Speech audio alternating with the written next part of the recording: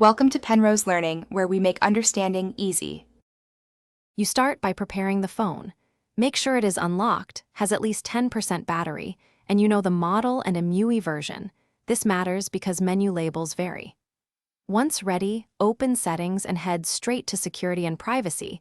That's where emergency features live. If you do not see Security and Privacy, use the Settings search bar and type Emergency or SOS. This gets you to the right area quickly, so you can change the Emergency SOS toggle without guessing. Now, locate Emergency or Emergency SOS under Security and Privacy and open it. This screen lists activation methods like pressing the side button X5, using the power menu, or a gesture.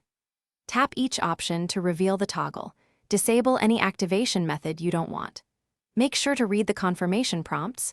The system often warns about calling emergency services. Turning off these toggles stops accidental calls, while preserving other safety features. Finish by confirming each emergency SOS toggle is off, then exit Settings.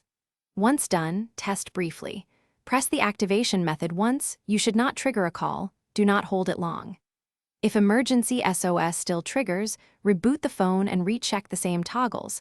Sometimes changes require a restart. If problems persist, temporarily remove any accessibility apps or reset settings only. This troubleshooting tip usually resolves stubborn cases without wiping personal data. Thanks for watching. If this was helpful, leave a like and consider subscribing. See you next time.